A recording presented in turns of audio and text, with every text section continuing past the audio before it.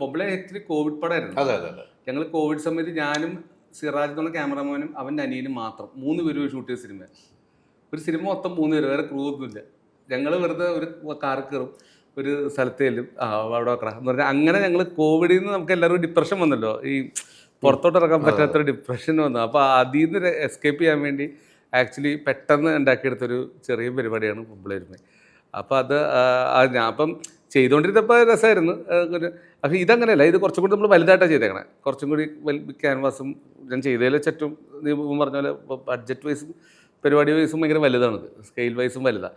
പക്ഷേ ആൾക്കാരൊക്കെ പുതിയ കാസ്റ്റാണ്. കാരണം നമ്മളങ്ങനെ ട്രൈ ചെയ്തത് സാധാരണ നമ്മൾ കമേഴ്ഷ്യൽ സ്ക്രിപ്റ്റാണിത്. അപ്പോൾ അതിനകത്ത് പൊതുവെ കമേഴ്ഷ്യൽ ആർട്ടിസ്റ്റിന് ഇടുന്നതിന് പകരം പുതിയ ആൾക്കാരിട്ടിട്ട് അതെങ്ങനെ ഒരു കമേഴ്ഷ്യൽ ലുക്ക് കൊണ്ടുവരാം എന്നുള്ളതാണ് ട്രൈ ചെയ്തേക്കണം. നമ്മൾ സാധാ കമേഴ്ഷ്യൽ തമാശകൾ ഇതൊക്കെ വെച്ചിട്ട് എങ്ങനെ നമുക്കതിനൊരു, പക്ഷേ ശരിക്കും അങ്ങനത്തെ കോമഡിയൊക്കെ ആർട്ടിസ്റ്റ് പറഞ്ഞാലേ കേൾക്കുള്ളൂ.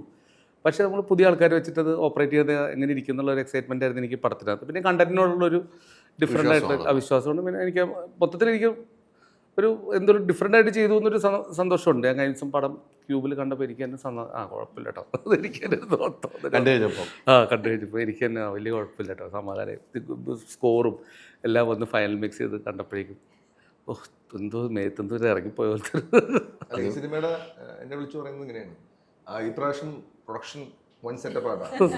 ഞാൻ എന്താ സ്വന്തം കാറിൽ വരണ്ട, വണ്ടി വിളിക്കാൻ വരും. ഞാൻ നോക്കേ ഉച്ചയ്ക്ക് വീട്ടിൽ നിന്ന് ഫുഡ് കൊണ്ടുവരണ്ട, ഏതാ നമുക്ക് പുട്ടും മുട്ടക്കറിയുണ്ട്, സോ റിച്ച് പ്രൊഡക്ഷൻ എന്നാണ് പറഞ്ഞത്.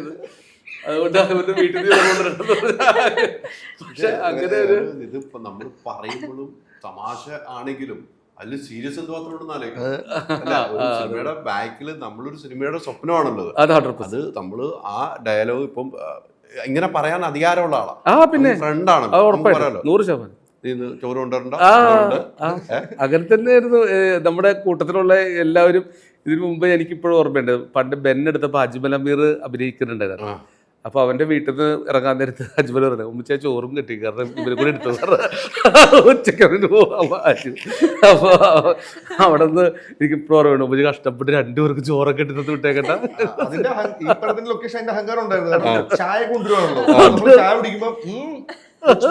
റിച്ച് പ്രൊഡക്ഷൻ, അതെ അതെ, നമ്മൾ റിച്ച് പ്രൊഡക്ഷൻ ഇത്തവണ എല്ലാവർക്കും മൊത്തത്തിൽ ഒരു സെറ്റപ്പൊക്കെ.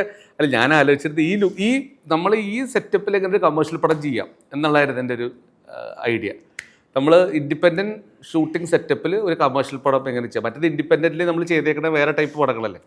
അപ്പോൾ അതങ്ങനെ ഒരു എക്സ്പെരിമെൻ്റ് ആയിരുന്നു. അത് ചെയ്ത് കഴിഞ്ഞപ്പോൾ എനിക്ക് ഓക്കെ അത് ചെയ്യാൻ പറ്റുമെന്ന് മനസ്സിലായി. അങ്ങനെ നമുക്ക് ചെയ്യാൻ പറ്റും. കമേഴ്ഷ്യൽ പടം കമേഴ്ഷ്യലായിട്ട് മറ്റേ സെറ്റപ്പ് അല്ലാതെ തന്നെ നമുക്ക് മറ്റേ ഇൻഡിപെൻഡൻറ്റ് സെറ്റപ്പിൽ ആ കമേഴ്ഷ്യൽ കൊണ്ടുവരാൻ പറ്റും എന്നുള്ളൊരു വിശ്വാസം വന്നിരിക്കും. അത് തെളിയിച്ചിട്ടുണ്ട്. അതാണ് എനിക്ക് ആ എക്സ്പെരിമെൻ്റാണ് വർക്കൗട്ടായത്. ഇതിലെ കഥാപാത്രം എന്താണ്? ഇതിൽ ശ്രീജ ആക്ച്വലി ചെയ്തത് നമ്മുടെ മോസസ് എന്ന് പറഞ്ഞാൽ ഇത് 12 ശിഷ്യന്മാരാണെന്ന് പറയുന്ന ഒരാളുടെ സജിയുണ്ട്. അതിനകത്ത് മോസസ് പറഞ്ഞൊരു ശിഷ്യനുണ്ട്, ആളുടെ വൈഫായിട്ടാണ് ചെയ്തേക്കുന്നത്. അപ്പോൾ ശ്രീജ മാത്രമേ ഉള്ളൂ സിനിമയിൽ അഭിനയിച്ച് പരിചയമുള്ള ഒരാൾ. അല്ല, സജിതുണ്ട് ഓഫ്കോഴ്സ്. പിന്നെ പെണ്ണുങ്ങളിൽ ശ്രീജ മാത്രമേ ഉള്ളൂ, വേറെ സ്ത്രീ കഥാപാത്രങ്ങളില്ല. ആൻ്റപ്പൻ്റെ അത്ഭുത പ്രവൃത്തിയായിട്ടല്ല എനിക്ക് തോന്നുന്നു, വിപിൻ അറ്റ്ലിയുടെ അത്ഭുത പ്രവൃത്തിയായിട്ട് തോന്നി. സത്യം, ഞാൻ ഈ സിയാദ് പറഞ്ഞ പോലെ നമ്മൾ ലൊക്കേഷൻ ചെന്നപ്പോൾ ഞാൻ ചോദിക്കാം എന്താ ക്യാരക്ടർ, എന്താ ചെയ്യേണ്ടത്, മെത്തേഡ് ആക്ടിങ് ഒക്കെ എന്താ ക്യാരക്ടർ ആവണം, ഒന്നും ആവണ്ട, ക്യാമറയുടെ ഫ്രണ്ടിൽ പോയി നിന്നു. സെയിം ഇത് തന്നെയാ. എന്നുവെച്ചാൽ കരഞ്ഞോ, ഈ ഡയലോഗ് പറഞ്ഞു, കഴിഞ്ഞോ, ഇത്രയേ ഉള്ളൂ, അഭിനയിച്ചു കഴിഞ്ഞു. നമുക്കത് മനസ്സിലാവില്ല നമ്മൾ എന്താ ചെയ്തത്. എനിക്ക് ഈ പറഞ്ഞ ഒരുപാട് ഡയറക്ടേഴ്സിൻ്റെ കൂടെ നമ്മൾ ചെയ്തിട്ടുണ്ടെങ്കിലും നമുക്കൊരു ടെൻഷനല്ല, ഇത് ഏത് ക്യാരക്ടർ പിടിക്കണം, ഇത് എങ്ങനെയാണ് പിടിക്കേണ്ടത്, ഇതൊന്നുമില്ല. ഇവിടെ വരുന്നു, ചായ പിടിച്ചോണ്ടിരിക്കുകയായിരിക്കും സൈഡിൽ, ബീഫ് ഫ്രൈ കഴിച്ചോ, നീ കഴിച്ചോ, അപ്പം കഴിച്ചു, അതൊന്നും പ്രശ്നമല്ല. നമുക്ക് ആ ഫ്രണ്ടിൽ പോയി നിന്നോ, ഞാൻ പറയുന്ന പോലെ ചെയ്താൽ മതി. ഇത് കഴിഞ്ഞ് ഡബ്ബിങ്ങിന് ചെന്നപ്പോഴാണ് മനസ്സിലായത്, ഇതാണോ ഞാൻ ചെയ്തു വെച്ചിരിക്കുന്നത്, ഇത് ഇങ്ങനെ സിനിമ എടുക്കാൻ പറ്റുമെന്ന്. എന്നുവെച്ചാൽ സ്ക്രിപ്റ്റ് ഇല്ല, ഒന്നും കയ്യിലില്ല, ആളുടെ കയ്യിലൊന്നുമില്ല, തലയിലല്ല. ഭയങ്കര ഫ്രീ ആയിട്ട് ചെയ്ത ഒരു പരിപാടിയായിരുന്നു. ഫ്രീ ആയിരുന്നു. ഇങ്ങനെ എടുക്കുന്ന സിനിമ അല്ല. ഈ പ്ലാനിങ് എന്ന് പറയുന്നത് പുള്ളിങ്ങിന് ഇരുന്ന് അത് പ്ലാൻ ചെയ്യുന്നത് പലയിടത്തും ചായ കുടിക്കണം, അതാണ് പ്ലാനിങ്. എന്നോട് പറയും വൈകിട്ട് ഇന്ന സ്ഥലത്ത് നിന്ന് പഴംപൊരി അവിടുത്തെ ടേസ്റ്റ് ഉണ്ട്, അവിടെ കഴിക്കാം. ഇതാ അല്ല പറയുന്നത്. അതാണ് കേട്ടോ ആക്ച്വലി അങ്ങനെ തന്നെയാണ് വലിയ ടഫായിട്ട് നമ്മൾ ചെയ്യാറില്ല എന്നുള്ളതാണ്. അല്ല, ഇങ്ങനെ സിനിമ എടുക്കാന്നുള്ളത് ഭയങ്കര അത്ഭുതമായിട്ട് എനിക്ക് തോന്നിയിട്ടുണ്ട്. അത് തന്നെ അത്ഭുത പ്രവർത്തനം. അതെ, നേരത്തെ പറഞ്ഞു സിനിമയിലെയും ജീവിതത്തിലെയും പ്രവർത്തനങ്ങളാണ് കാണിച്ചത്. അതാണ് കറക്റ്റ് ശ്രീധർ. പക്ഷെ സിനിമയുടെ ക്വാളിറ്റി ഡിഫറൻസ് ഇല്ലേ? ഇപ്പം ബെൻ നാഷണൽ റെക്കഗ്നൈസേഷൻ കിട്ടുന്നു, മ്യൂസിക്കൽ ചെയർ IFFK അന്നത്തെ ബെസ്റ്റ് ഡയറക്ടറാണ്. അതിനുശേഷം പൊമ്പിളൊരുമ സ്റ്റേറ്റ് അവാർഡ് ഓർഗനൈസേഷൻ. അല്ല സിയാദ്, പെമ്പിള ഞാൻ മിസ്സാക്കിയ സിനിമ എന്റെ അടുത്ത് റെഡി ആയി ഇതാണല്ലോ, ഇത് നമുക്ക് ടൈമൊന്നും തരില്ല, 5 മിനിറ്റിൽ ഇറങ്ങിക്കോ എന്നൊക്കെ പറയും. മുടി കളർ ചെയ്തിട്ടുണ്ട്, ഒയ്യോ പണി പാളി, അങ്ങനെയൊക്കെയാ. ഒരു ഞാനിട്ട് ആ നാട്ടിൽ പോയിട്ട് കുറച്ച് ആൾക്കാരൊക്കെ പിടിച്ച് ആ നാട്ടിൽ തന്നെ ആൾക്കാരൊക്കെ പിടിച്ച് അഭിനയിച്ചു. ഞാൻ മിസ്സാക്കിയ സിനിമയത്. അത് ശരിയാ. ഞാൻ നോക്കുമ്പോ എന്താ തൃശ്ശൂർ ഭാഗത്ത് ആരൊക്കെ ഉണ്ട് ഫ്രീ ആയിട്ട്, കാരണം അവിടെയാണ് ഷൂട്ട് ചെയ്യാൻ പറ്റുള്ളൂ ഈ പടം. ഇവിടെ തൃശ്ശൂരാ എന്നാ ഓക്കെ ഇവിടെ വിൽക്കാം. പക്ഷെ ഇതാട്ടോ ഏത് ലൊക്കേഷൻ അവിടെ ഫ്രീ ആയിട്ട് അത്രേ ഉള്ളൂ. നമ്മൾ ഇവിടുന്ന് കെട്ടിയെടുത്തിട്ട് പോകണ്ടല്ലോ, അവിടെ ആകുമ്പോൾ എളുപ്പമുണ്ട്. തൃശ്ശൂര് ഒക്കെ അപ്പൊ തൃശ്ശൂർ വീട്ടിൽ പൊക്കോളും. തൃശ്ശൂർ സ്ലാങ്ങുകൾക്ക് അറിയാം, വലിയ പാടില്ല. അപ്പൊ ഇവള് വന്നാൽ കറക്റ്റ് ആയിരിക്കും. അപ്പൊ നമുക്കത്തേക്കും ഓക്കെ. അപ്പൊ ഇവള് മാറി തൃശ്ശൂരിന് എറണാകുളം വന്ന് culture modern culture call centre ആയവള്. അപ്പൊ പറ്റൂല, നേരെ പോയി ആ നാട്ടിൽ നിന്നുള്ള ആൾക്കാരെ തന്നെ വിളിച്ചു. ഈ സബ്ജക്ട് കേട്ടാണ് സബ്ജക്ട് കേൾക്കാനൊന്നും അവിടെ പക്ഷെ എനിക്ക് ടെൻഷൻ ഉണ്ടായത് ഈ റിലീജിയസ് കോമഡി പറഞ്ഞ പോലെ സ്പിരിച്വൽ, ഇപ്പൊ എന്തായാലും ഒരു വിവാദം ഉണ്ടാവും, എന്നാ പിന്നെ ഉണ്ടാവും എനിക്ക് കണ്ടപ്പോ തോന്നിയത്. ഇതിങ്ങനെ പോയി കഴിഞ്ഞാൽ ആൾക്കാർ അക്സെപ്റ്റ് ചെയ്യോ? ഭയങ്കര പ്രോബ്ലംസ് ഉണ്ടാവില്ലേ? മറ്റേ പള്ളിക്കാരൊക്കെ നമ്മൾ ഷൂട്ട് ചെയ്തപ്പോ നമ്മളൊന്നും ഓർത്തില്ല.